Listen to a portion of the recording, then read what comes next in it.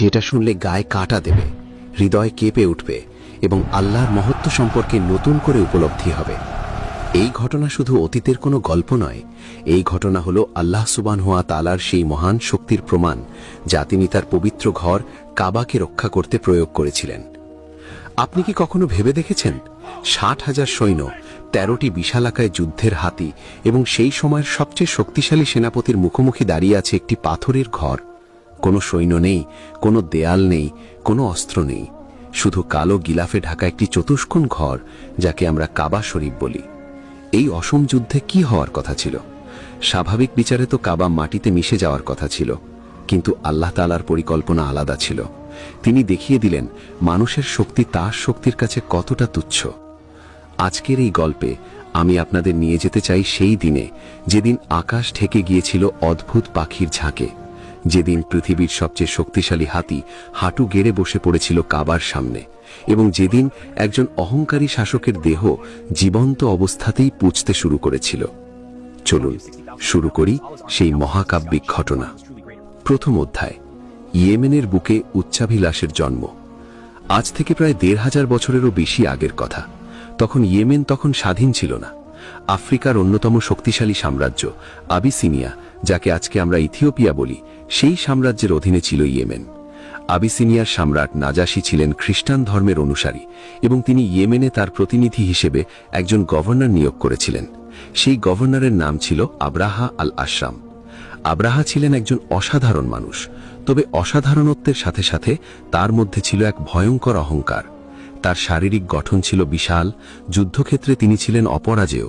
তার মুখের একপাশে একটি গভীর ক্ষত ছিল যা তাকে যুদ্ধে পাওয়া আঘাতের শ্রামক হিসেবে বহন করতে হতো। এই ক্ষতের কারণেই তাকে বলা হতো আল আশরাম, যার অর্থ হল বিদীর্ণ মুখওয়ালা। তার চোখে ছিল এক অদ্ভুত দীপ্তি যা মানুষকে ভয় পাইয়ে দিত। তিনি ছিলেন ধূর্ত কূটনীতিক, চতুর পরিকল্পনাকারী এবং নির্মম শাসক। আব্রাহা শুধু একজন রাজনৈতিক শাসক থাকতে চাননি, তার উচ্চাভিলাষ ছিল আকাশচুম্বী। তিনি চাইতেন ধর্মীয় নেতা হিসেবেও নিজেকে প্রতিষ্ঠিত করতে। তিনি দেখতেন প্রতি বছর হাজার হাজার আরব মক্কার দিকে ছুটে যাচ্ছে। তারা যাচ্ছে কাবার তাওয়াফ করতে, হজ পালন করতে। আরবদের কাছে কাবা ছিল তাদের ধর্মীয় জীবনের কেন্দ্রবিন্দু। যদিও তখন কাবায় মূর্তি পূজা হতো, তবুও তারা জানত এই ঘরটি ইব্রাহিম আলাইহিস সালাম নির্মাণ করেছিলেন। এই ঘরের প্রতি তাদের শ্রদ্ধা ছিল অপরিসীম। আব্রাহা ভাবলেন, যদি তিনি এমন একটি উপাসনালয় নির্মাণ করতে পারেন যা কাবাকে ছাপিয়ে যায়, তাহলে আরবরা মক্কা ছেড়ে তার কাছে আসবে। এতে তার রাজনৈতিক প্রভাব বাড়বে, অর্থনৈতিক সমৃদ্ধি আসবে এবং তিনি হয়ে উঠবেন আরব বিশ্বের সবচেয়ে প্রভাবশালী ব্যক্তি। এই চিন্তা মাথায় রেখে আব্রাহা সানা শহরে নির্মাণ করলেন এক বিশাল গির্জা, যার নাম দেওয়া হল আল কুল্লেস। এই গির্জার বর্ণনা শুনলে আপনি বিস্মিত হবেন। এই গির্জার দেয়ালগুলো ছিল সোনা ও রূপার পাত দিয়ে মোড়ানো, স্তম্ভগুলো ছিল হাতির দাঁতের তৈরি, যার উপর ছিল অপূর্ব কারুকাজ। রাতের বেলা এই গির্জায় এত বেশি প্রদীপ জ্বলত যে মাইলের পর মাইল দূর থেকে এর আলো দেখা যেত। আব্রাহা এই গির্জায় সোনার ক্রুশ স্থাপন করলেন, মূল্যবান পাথর দিয়ে সাজালেন প্রতিটি কোণ এবং সুগন্ধি কাঠ জ্বালিয়ে রাখলেন যেন এর ঘ্রাণ দূর দূরান্ত পর্যন্ত ছড়িয়ে পড়ে। আব্রাহা নাজাশীর কাছে চিঠি লিখলেন। সেই চিঠিতে তিনি লিখলেন, হে মহান সম্রাট, আমি আপনার জন্য এমন একটি গির্জা নির্মাণ করেছি যা এই পৃথিবী আগে দেখেনি। আমি প্রতিজ্ঞা করছি আমি আরবদের কাবা থেকে ফিরিয়ে এই গির্জায় নিয়ে আসব।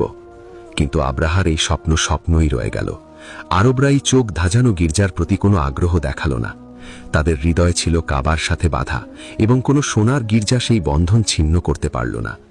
আব্রাহা অপেক্ষা করতে থাকলেন, কিন্তু আরবদের কাফেলা মক্কার দিকেই যেতে থাকল। তার গর্বের গির্জা প্রায় শূন্যই রয়ে গেল। দ্বিতীয় অধ্যায়, সেই অপমানের রাত এবং প্রতিশোধের শপথ। একদিন সানার সেই জাঁকজমকপূর্ণ গির্জায় অদ্ভুত একটি ঘটনা ঘটল।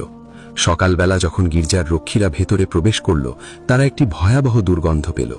খুঁজে দেখা গেল কেউ একজন গির্জার পবিত্র স্থানে মানুষের মলমূত্র ত্যাগ করে গেছে। দেয়ালে লেখা ছিল কিছু অশ্লীল শব্দ। এই খবর যখন আব্রাহার কানে পৌঁছালো, তিনি ক্রোধে অন্ধ হয়ে গেলেন। তিনি তদন্ত করে জানতে পারলেন এই কাজ করেছে কিনানা গোত্রের এক আরব যুবক। এই যুবক শুনেছিল যে আব্রাহা কাবাকে অপ্রাসঙ্গিক করে দিতে চায় এবং এই অপমানের প্রতিশোধ নিতে সেই কাজ করেছিল। সেই রাতে আব্রাহা একা তার প্রাসাদে বসেছিলেন,